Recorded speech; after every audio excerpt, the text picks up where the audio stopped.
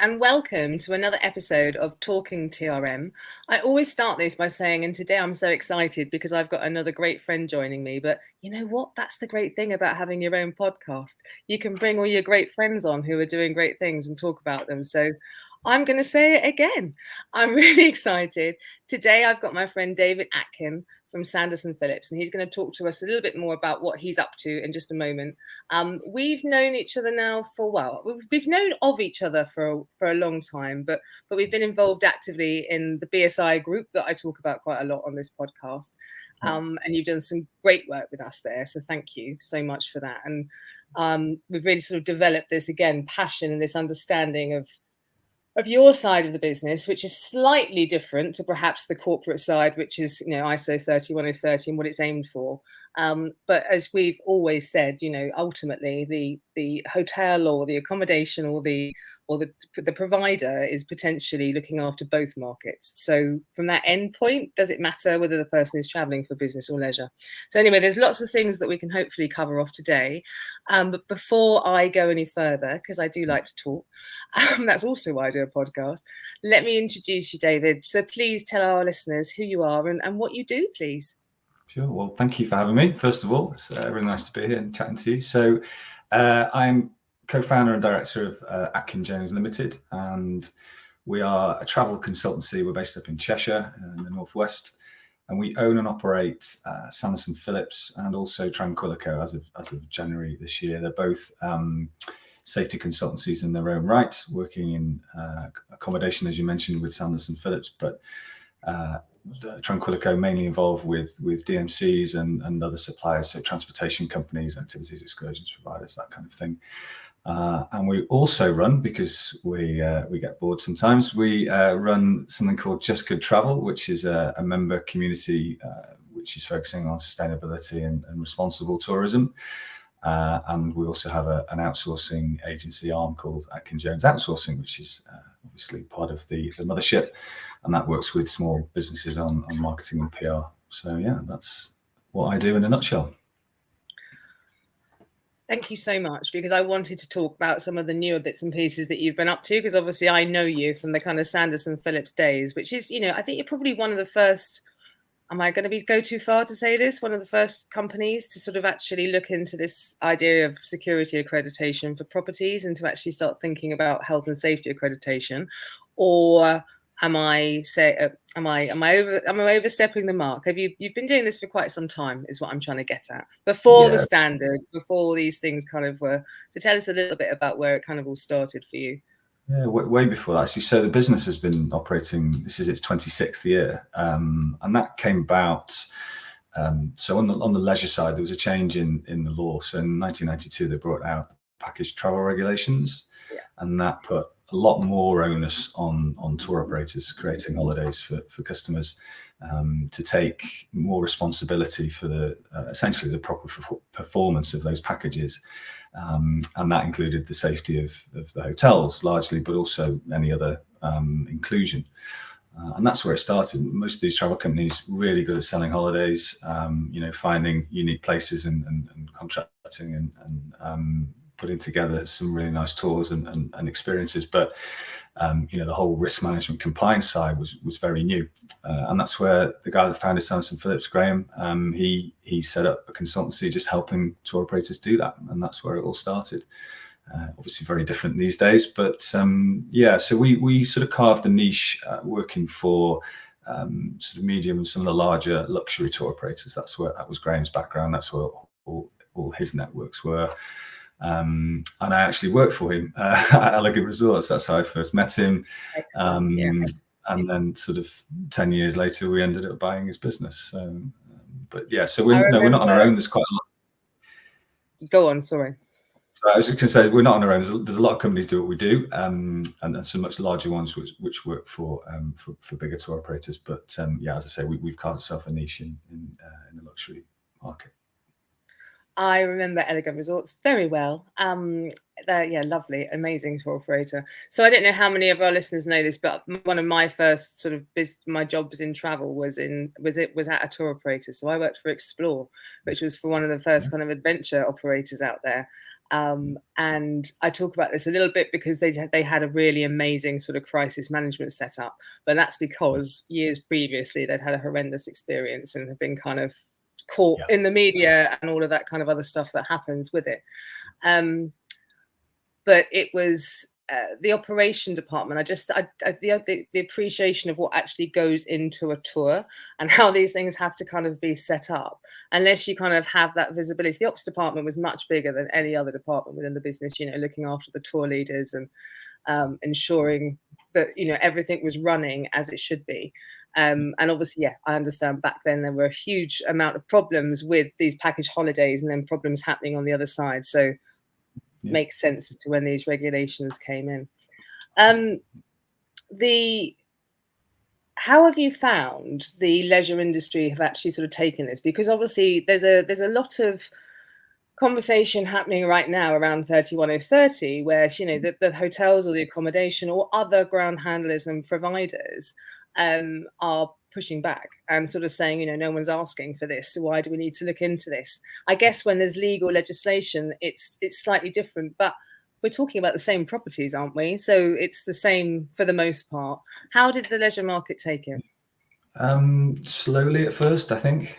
But as with any new piece of legislation, obviously the cases come along and there begins to be case law and precedents set. And when owners of businesses were seeing the potential ramifications of getting it wrong, so if clients could prove negligence, it was really, really serious. Company owners can end up in prison, massive crippling fines, which as you'll know from tour operating days, that most companies are operating on smallest margins, so that there isn't stacks of cash there to pay these, and with the ever increasing insurance premiums, etc. So that was one byproduct of it. Insurance premiums went sky high immediately because there was much more risk being taken on by the company. And then I think it settled a little because fortunately, very high impact accidents and incidents are thankfully rare. It then came down to the much more common slip, trips and falls, sickness. You remember a big spike in sickness claims, not so well-run insurance companies looking to take advantage of potential loopholes, that kind of thing.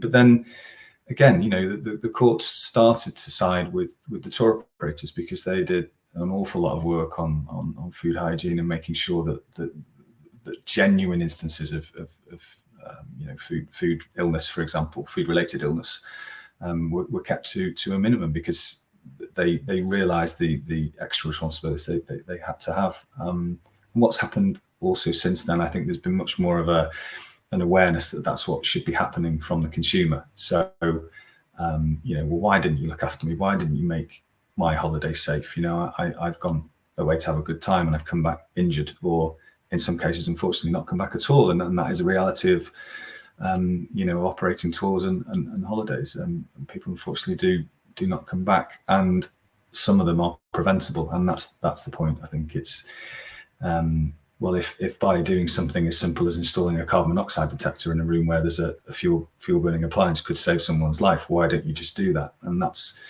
over time what the industry's worked really hard to achieve and get through to all through the supply chain. The challenge is, we're a smallish business. We work for about 100 brands, but we're working in 169 countries. Auditing 15,000 hotels and 8,500 suppliers. So the reach is broad, and you've got all manner of reactions to being asked to complete checklists and comply with standards that and requirements that aren't maybe law in that country, and we have all that fun and games on a fairly regular basis. I agree, and I think that the bit that's particularly interesting for me, I guess, coming from the leisure background that I came from, but also around conversations we've had, is this kind of responsibility around some of the activities and some of the other excursions that you may do. So obviously that's built into often a tour operating package for the leisure side. But when we then start talking about the events side of business travel, this kind of, there's companies out there that certainly pre-COVID were doing some pretty amazing things with their staff. And again, it's beginning to pick up again now. But in order to do some of these things, in order to push the boundaries and to be different each time, people end up working with organizations that perhaps are very small, that aren't really aware of the rules and the regulations around any of this stuff. So it makes it even more trying. And I can imagine why some of those companies, they don't have the resources to complete some of this stuff that they need to do, let alone, the manpower or even the knowledge. And I think this is why, for me, standards in this area are just so important, because there's this grey area, I think, within the events industry. Is it corporate? Is it leisure? Where does it kind of sit? And actually, ultimately, I think you hit the nail on the head. The consumer already makes the assumption that this stuff is in place, while we're arguing about whose responsibility it is for the other side. And and ultimately, people are being injured or dying, which is obviously something that we have to touch on, but that's what we're trying to do, right? So this leads us to a lovely segue, I guess, to talk about your why. So what is it about this space that does it for you, David? Well, I guess it started, apart from 12 months in a bank, I've worked in travel my entire working life. So it's sort of in the blood in a way. So that was the first thing. And I think what happened, I was presented with an opportunity to acquire this business. But I had quite a long time to think about it, because the guy I bought it from wasn't quite ready when we first started talking. So from sort of that moment, I was about 2010, I guess. So I had sort of 8-10 years of thinking about why it was important. And actually risk and managing risk have been involved in most of my roles, even from the junior days. But back when these regulations changed, attaching a health and safety checklist to the back of the contract, that was how you did it. And if they didn't fill in the health and safety checklist, you wouldn't put them on sale. So even from day one, and when I started in travel, I'd been involved in travel risk. But then when my brain kicked into gear about then managing my own business involved in that space, and I'd always wanted to do that. I always wanted to work for myself and be my own boss. It was kind of like, well, this stuff's really important. We're actually, if we get it wrong, the potential ramifications of that, not only for our clients, but for people who are just going on holiday and trying to have a nice time. So I think immediately that sort of gets you going, and so there's a real purpose to what we do. And that sort of came full circle a couple of years ago when we did a purpose mapping exercise on the business. And it's like when you get down into the day-to-day, you just operationally try and make things happen and make sure everybody's happy and it's all working.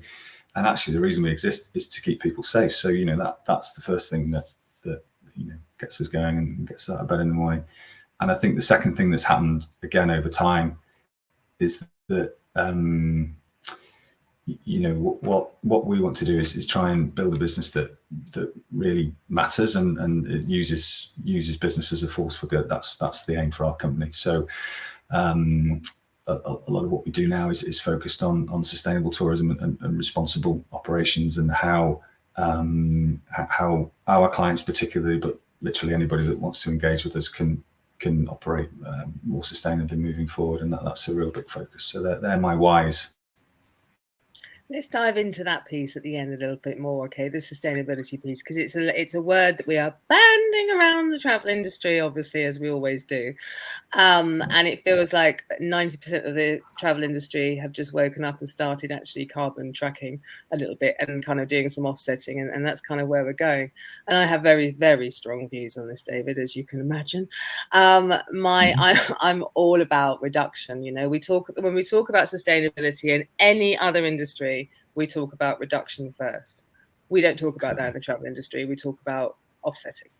And that's because obviously the entire travel industry is currently reliant on people traveling. Otherwise, it doesn't exist. So there's a responsibility there, I believe, for organizations to help and for consultants to help organizations look at reduction first. And actually that can come from the travel industry. So let's talk about some of how you're approaching that within your business, if you would be so kind. Yeah, no problem. Well, firstly, we ran around in circles for 6 months because exactly that, you know, travel is a really difficult business to do this well in. But eventually we started to find our feet and find things that work for us as an organization, but that would also potentially work for our clients as well.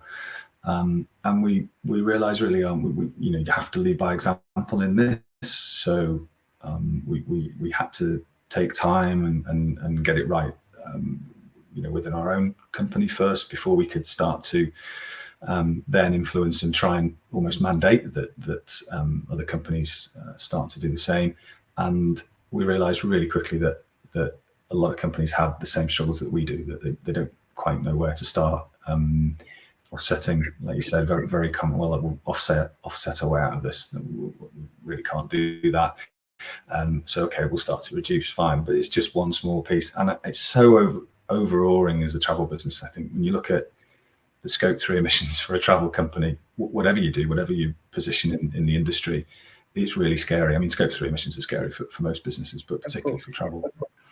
And so much of that's kind of out of your control right now. But, you know, gazing way further into the future, you know, we have to find a way to continue to have success and be profitable as companies. Even things like B Corp allow you to make money. We're not saying, you know, strip it all away and spend all the extra money on being more responsible. Obviously we have to make money as businesses, but it's how we go about that. And I think the really brave companies will start to find ways to, you know, to change what they do, to change their products, and start to focus more on properties and suppliers who can demonstrate that they are also reducing and are really focusing on their own Scope 3s. And that's probably, if we look at it now, I think the only realistic chance we've got of meeting those targets by 2030, if way more companies start doing something straight away. You know, we really are at that time with it.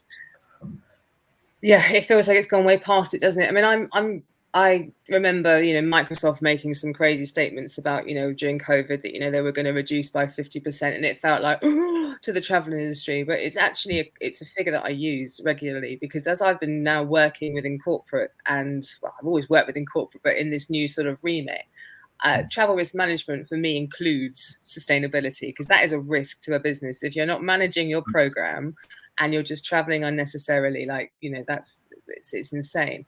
And there's an average across the businesses that I'm working with that obviously over COVID, their carbon emissions reduced massively. So they were sort of patting themselves on the back, and you're like, it wasn't really through choice, was it? You didn't really, you know, that's well done. And obviously what's then happened is usually the carbon emissions for a business, depending on the type of business, but the travel emissions, they sit at around 10 or 20%. And actually it's generally the rest of the business that are, you know, whatever they're doing is creating the rest of it. So that's where the focus tends to be, and we tend to then ignore the travel piece and just offset, assuming that all travel is purposeful, and assuming that people wouldn't be traveling if they didn't need to. And I think this is the issue. I think this is where we've lost ourselves, is that the world has changed now, and we can do things differently. We don't have to travel like we did.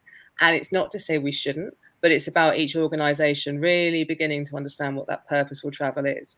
And, you know, because it's scary, you know, I've been working with a client who I would started chatting to the sustainability team. And within the last 6 months, their carbon emissions through travel have increased by 50%. For them, that's 10% of their overall cost. But what it's doing is skewing all of the other good work that they're doing across the business. And they don't know how to get a grip of it. So I think for me, these two things just sit together so succinctly. So I think it makes sense to me why you've thought the same and you've done the same with your business, because you kind of, you know, you're working in those 3 areas that actually all sit together. Yeah, and of course, you know, we drive carbon down, drive costs down, right? So it works together. Yeah, I think that's obviously a benefit that people need to see fairly early on, that actually, you know, it doesn't just cost a lot more money to have this in place. You know, if we put someone in there in charge of working through it, that's an extra headcount. It's a specialized area, so sustainability consultants aren't cheap. It's an investment almost to do things properly. But you just see the likes of Intrepid Travel and what they've managed to do, and the way they operate. They're really great. They give away resources to help other companies reach the science-based targets. I mean, they don't need to do that, but they don't see it as a competitive edge. They're doing what they do because they think it's the right thing to do, and they want to share all that knowledge. And I think that's a great way to be about it. And that's why it's so similar to safety in a way, because obviously we have to charge companies for what we do. We can't give away our information. We're a business. We have to operate profitably, but we'd much rather work with a client and bring them in so they can have access to all the information we already have at a price point that's accessible for them, rather than them not do anything. So that's always the way it's worked. That's not just my influence. That's how it's been, all those years, all the way through. And I think we looked at the criteria for sustainability, and we work to the Global Sustainable Tourism Council, which a lot of the accreditation systems do. So we set up a certification program for travel organizations, but we realized that a lot of accommodation providers, hotel brands, they already have one, or they're already on the way to getting one. And actually our core networks are the tour operators themselves. So that's where we really want to focus. We want to work with our clients and other travel organizations to get them certified, so they can then start to encourage and then eventually hopefully mandate that their supply chains also have some kind of certification. And that's the absolute starting point. We'll go from there. Well, I think it's fantastic, David. Thank you so much for sharing that with us. And yeah, key passion of mine. It's always a really good opportunity to talk about it, and it's just not something that gets sort of talked about quite like this. Like I say, it's always about offsetting. So let us go on to so let's think about, obviously you've got a lot of experience in this area. So people wanting to perhaps look to align with 31030, or just maybe, I talk about, it doesn't really matter whereabouts in the business you sit, but there's something you can be doing across this because you're a stakeholder of some kind within your business. So if people are wanting to start looking at this, David, what are your golden nuggets of advice that we could tell our listeners? I had a little think about this because, it's broken down a little bit. There's not just one thing, but it starts with being curious, I think, is to ask questions, even if there's no formalized risk management structure or process in the business you work in, if you work in a smaller organization. But, challenge, ask the leaders and the management teams what's happening, or if you're part of that team, even better, challenge your colleagues. There really could be quick wins and low-hanging fruit within your business. You might be doing some good stuff already, it's just not formalized, but use what's there, use the resources that are there to help you to make positive differences with risk management and to tackle it. It's not an easy subject, neither is sustainability, but as you said, they're inextricably linked. So you've got to work on that side of it. And then, can you encourage more sustainability and responsible traveling or procurement or whatever it might be within in your organization? Because as you said earlier, I think sustainability is the biggest single risk for travel, just even the nature of travel longer term. And the third sort of theme of that is that no one should be sort of trying to stop you do this. If you're coming up against resistance in trying to do these things, then I don't know, maybe it's time to look for another organization to work for potentially, because I think, risk management is also opportunity management, is it not? I think wherever there is something risky, whatever it might be, internal, external, there's always an opportunity to improve once you've put a plan in place to mitigate and control that risk. And that's very much what we see on the safety side, in the businesses we work with, the ones that handle the exposure that they have to risk on the leisure side. They are generally very well thought of because they just look after their people. They have this sort of moral responsibility. You don't hear duty of care mentioned much in the leisure world. That's very much a business travel term, but that's kind of what it is. They understand that they really have to look after their customers, and the customers are starting to say, well, yeah, I know the hotel you're selling is safe, but now I want it to be sustainable and sustainably safe. And so that's my nugget broken down into 3 bits. If that's all right. I love that. So curious, be curious. Yes, this is me constantly. So ask questions, so when we're putting the stakeholder groups together, we talk about, go and talk to your colleagues. They can be the exec team, but they may well also just, be the managers, or just, your other kind of colleagues at the same sort of level as you are. Wherever you are in the business, start asking these questions. I love that. Don't just make assumptions. And it's so common for the businesses to put lots of stuff in as far as technology is concerned. And then just sort of have a tick box, and none of it's actually do the travelers even know that it's there? Do they understand it? Does it actually work? Is it fit for purpose? And these are good questions to start asking and to push yourself. But I also love, I think this is the thing, right? As travel risk management really takes hold, and obviously risk management as its precursor, for those companies that aren't, the questions are why? And do we want to work for that sort of question? You've got employees coming into the workforce now going, sorry, you what? You don't look after us in any way when we're, there's no excuse for it. And a company's reputation can be shot to pieces overnight, right? We live in a world where people want to have a social media following, and they will put stuff out there if they think it's gonna do that. So you're not safe. So it's a case of, for me it's a case of why. But I love this. So so let's just recap on the golden nuggets. So be curious, challenge, and then see what you can actually do to make things different, and bring that sustainability conversation into the risk management piece, because the two things are together. Does that sound right? Yeah, absolutely. I think sustainability is one of those words. The minute you mention it, it kind of I don't know. People switch off. So you've got to. In fact, one of our guys wrote a blog about how to talk about sustainability without using that word, because it's much more powerful if you drill down into the details of it. Agreed. No, of course. And I kind of feel the same with travel risk. As soon as you say ISO 31030, light bulbs off. I mean, as soon as you say ISO, right, it's so crazy that these standards are there to help us, but we see them as this kind of block. But actually, you turn around and say, well, what would you do if your daughter was traveling and she didn't have, you didn't know where she was, or she was just going off? Suddenly, that's a very different conversation, isn't it? You just have to make it real for people, I think. And try and hit them in their sweet spots. And I think sustainability is one way of doing that with travelers, for sure. David, it's been an absolute pleasure. Thank you so much. I knew that it would be. To all of our listeners, you've been listening to David Atkin from Sanderson Phillips and various other organisations now, so I have to make sure that I get this right moving forward. You've been listening to Talk'n TRM with Travel Respects. We come out every fortnight. You can subscribe on loads of platforms, and please do leave us comments, because we like to hear back from you. Talk to you soon. Thank you. Bye-bye.